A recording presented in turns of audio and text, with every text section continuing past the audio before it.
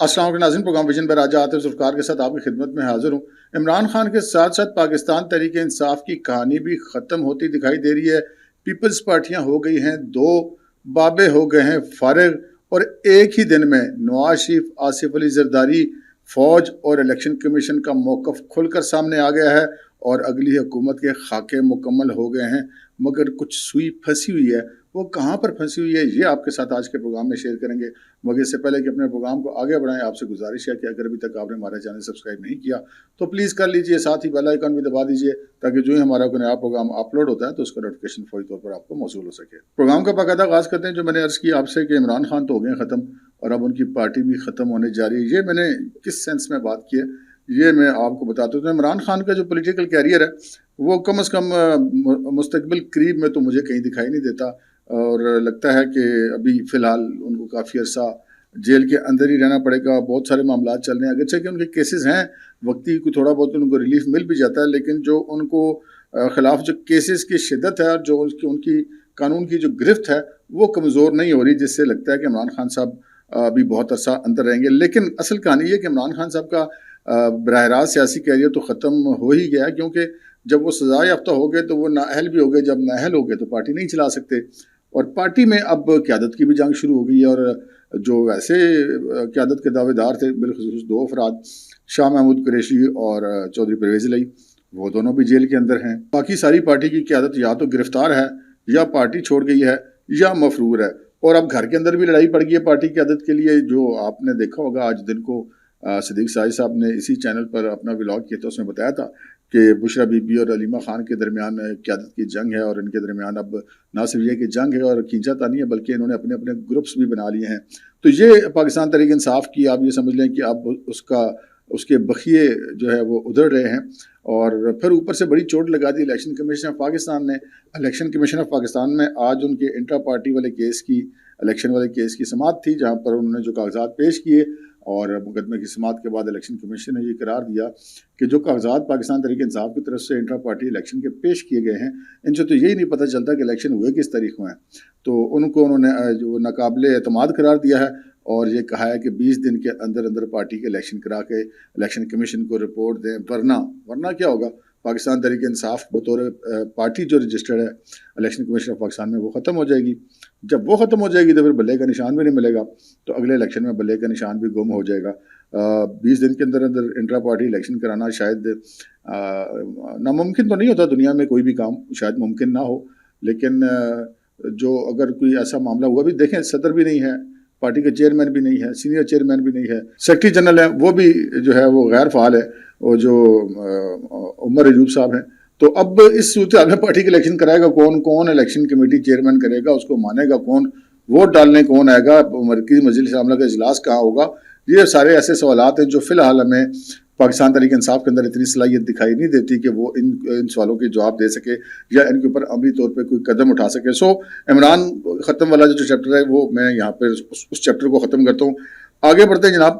آج ایک بڑا دھواں دھار قسم کا انٹرویو دیا پاکستان پیپلز پارٹی کے شریک چیئرمین اور سابق صدر پاکستان آصف علی زرداری صاحب نے، اور بہت ساری چیزیں انہوں نے کی، بہت ساری باریک باتیں بھی کی۔ میں اکثر ان کے بارے میں یہ کہتا ہوں کہ وہ پاکستان کی سیاست کے بڑے شاطر کھلاڑی ہیں، بہت سمجھتے ہیں سیاسی رموز کو، اور مفاہمت کی سیاست کا وہ علم بردار ہیں، لیکن مرضی وہ اپنی کرتے ہوتے ہیں، اور ہر سیاستدان اسی طرح کرتا ہے۔ آصف علی زرداری صاحب صرف ایسا نہیں کرتے، ہر سیاستدان جو ہے وہ مفاہمت یا جو ہوتی ہے معاذرائی کی سیاست، اس کو اپنے پیمانے کے مطابق رکھتا ہے اور اپنے مفاد کے مطابق رکھتا ہے۔ اچھا خیر، زرداری صاحب کی گفتگو کی طرف آتے ہیں۔ ایک تو بلاول صاحب نے آج کل آپ کو پتہ ہے بڑا وہ طوفان اٹھایا ہوا ہے، جو ساری پارٹیوں پر وہ حملے کر رہے ہیں اور ایسی کی تیسی پھیر رہے ہیں، اور زرداری صاحب جو ہے وہ مفاہمت کی باتیں کرتے ہیں، بلاول صاحب ان کے اس بیانیہ کے خلاف چل رہے ہیں، اور ہم نے آپ سے کل بھی عرض کی تھی کہ یہ جو ہے وہ ڈیلیبریٹلی اس طرح ہوتا ہے، یہ کوئی اتفاقی واقعہ نہیں ہوتا۔ لیکن آج آصف زرداری صاحب نے اپنے انٹرویو میں اس پر بات کی ہے، اور انہوں نے کہا کہ جی بلاول ابھی زیر تربیت ہے، اگرچہ کہ وہ مجھ سے زیادہ پڑھا لکھا ہے لیکن تجربہ کار اتنا نہیں ہے۔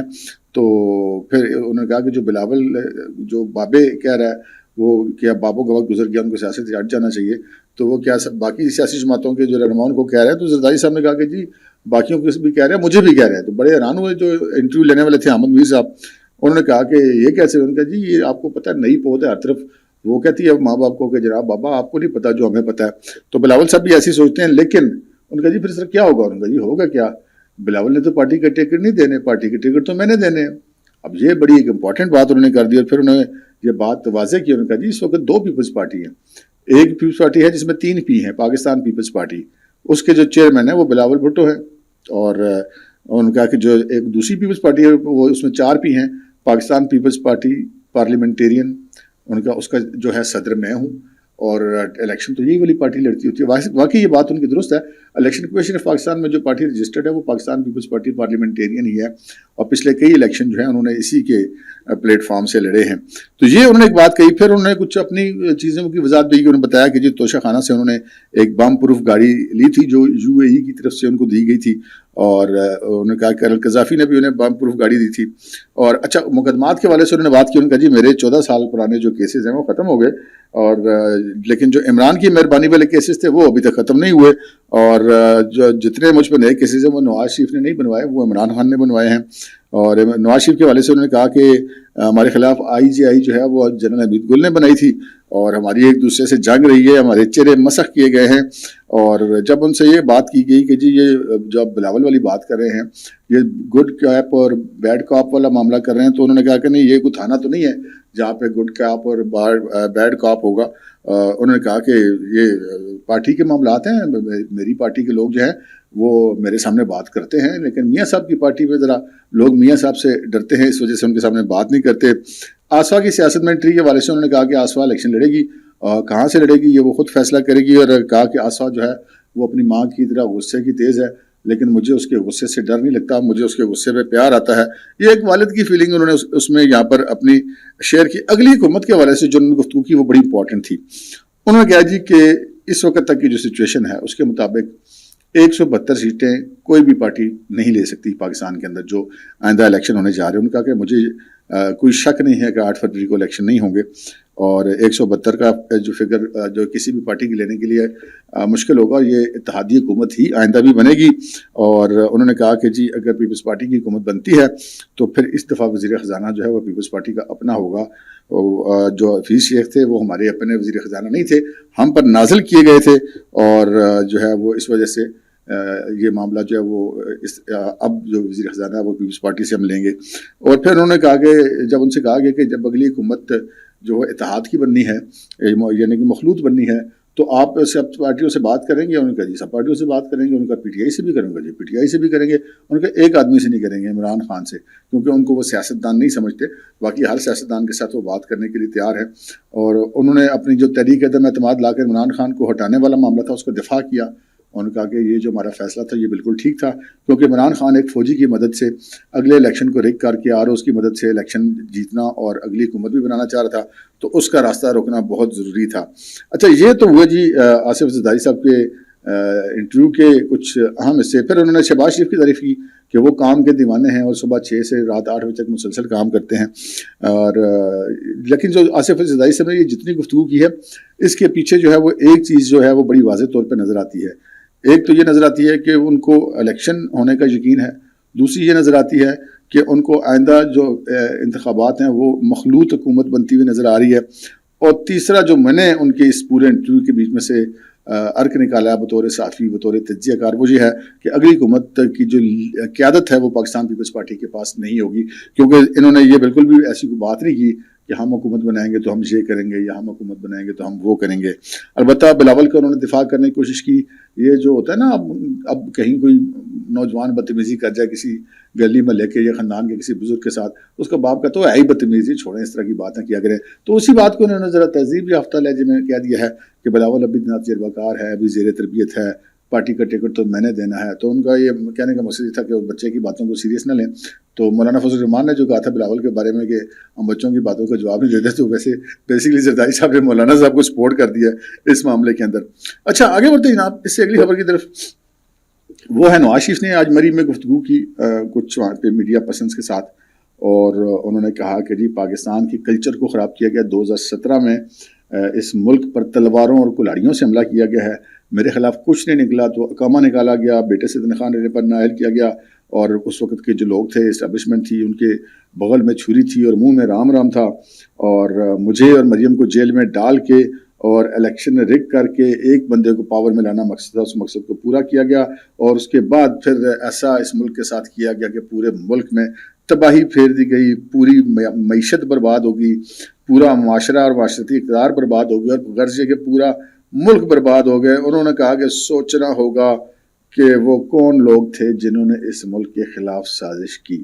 یہ فکرہ ناظرین اس کے اندر بہت سارے مطلب پنہا ہیں، اور نواز شریف صاحب کی یہ جتنی گفتگو ہے اس سے ایک چیز بڑی ظاہر ہوتی ہے جو میں بار بار کہتا ہوں، کہتے تھے نا سر کہ نواز شریف صاحب نے وہاں پہ بیٹھ کے بیان دیا تھا کہ جی ہم وہ 2017 کے والے جتنے کردار تھے ہم ان کے خلاف کارروائی کریں گے، لیکن اس کے بعد نواز شریف کو منا لیا گیا ہے کہ وہ خاموش رہیں گے، اور نواز شریف صاحب نے خاموشی اختیار کر لی ہے۔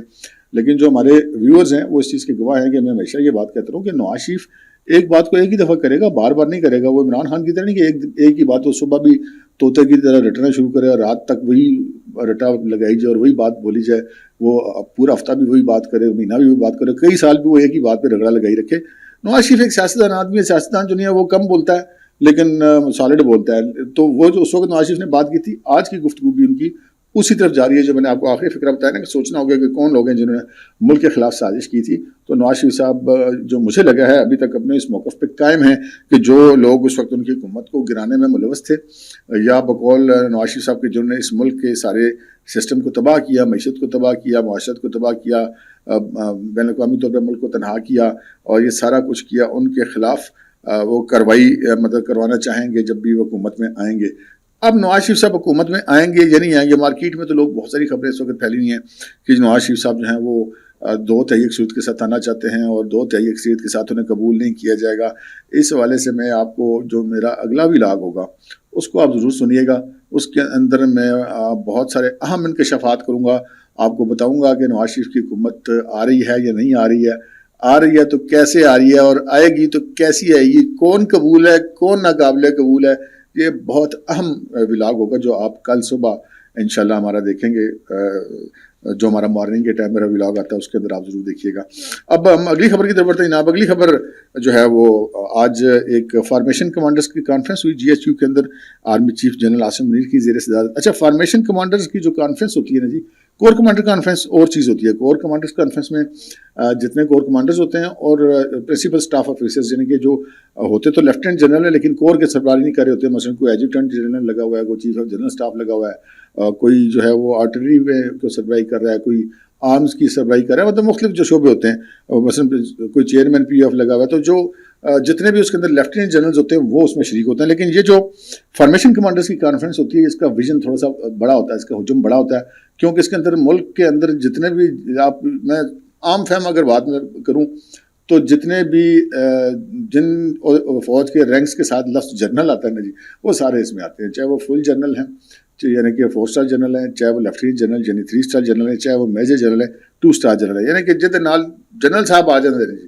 وہ فارمیشن کمانڈر میں اس تمام لوگ موجود ہیں۔ اس وجہ سے ہم اس کو یہ کہہ سکتے ہیں کہ یہ پورے فوج کی ایک متفقہ رائے ہوتی ہے، ایک متفقہ جو ہے وہ اس کا لاہ عمل ہوتا ہے۔ تو انہوں نے بڑے امپورٹنٹ اعلان کیے ہیں اور انہیں پاک فوج کیا سوچ رہی ہے، اس کی سمت کیا ہے، وہ بڑی واضح طور پہ کر دی ہے۔ جو یہ 82ویں جو ہے وہ فارمیشن کمانڈرز کانفرنس تھی، اس میں انہوں نے ایک تو انہوں نے اپنی جو آپریشنل تیاریاں ہیں ملک سے کو درپیش اندرونی اور بیرونی خطرات سے نمٹنے کے لیے آپریشنل تیاریوں پر اظہار اطمینان کیا اس کا جائزہ لینے کے بعد، اور کشمیر کے حوالے سے انہوں نے جو ہے وہ موقف اپنا بڑا واضح کیا اور کہا کہ جی کشمیر جو ہے وہ اس کی کشمیریوں کی اخلاقی اور جو سفارتی حمایت جو ہے وہ جاری رکھی جائے گی، اور جو جبر و استبداد ہے بھارت کا وہاں پر اس کی ہم مذمت کرتے ہیں۔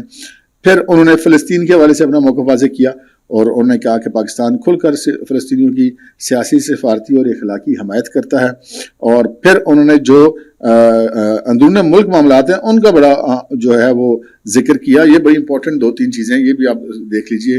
ایک تو انہوں نے کہا کہ ملک کے اندر جتنے بھی دہشت گرد یا مسلح جتھے ہیں یا جو ملک کو عدم استحکام سے دوچار کریں، ان سب لوگوں کے ساتھ سختی سے نمٹیں گے، یعنی کہ جو دہشت گرد اور جو مسلح جتھے ہیں وہ تو کلیئر ہوگی نا کیا بات ہے، باقی جو عدم استحکام کا شکار کرتے ہیں ملک کو، اس میں سیاسی بھی لوگ ہو سکتے ہیں، اس میں بزنس مین یعنی کہ اسمگلر وغیرہ بھی ہو سکتے ہیں، اور کسی بھی معاشرے کا کوئی طبقہ جو ملک کو عدم استحکام کی طرف لے کے جائے اس کو سے بھی سختی سے نمٹا جائے گا۔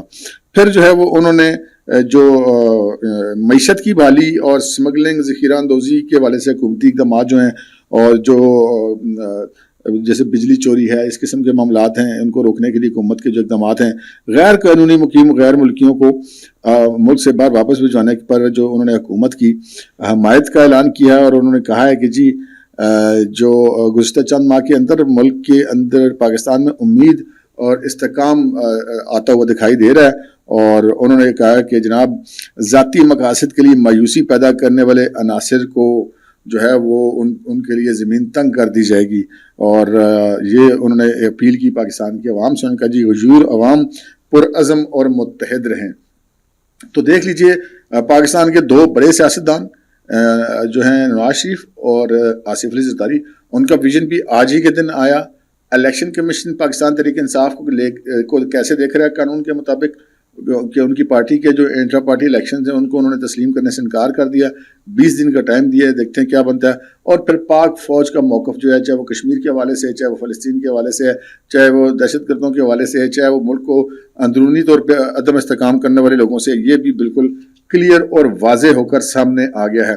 تو یہ جناب آج کا پروگرام تھا، اور جو بھی اس ساری صورتحال میں آپ کی رائے ہے اس کو آپ ضرور ہمیں کمنٹ سیکشن میں ضرور مینشن کیجیے گا، اور اگر پروگرام پسند آئے تو اس کو لائک بھی کر دیجیے گا۔ اب تک کے لیے اتنا ہی، اجازت دیجیے، اللہ حافظ۔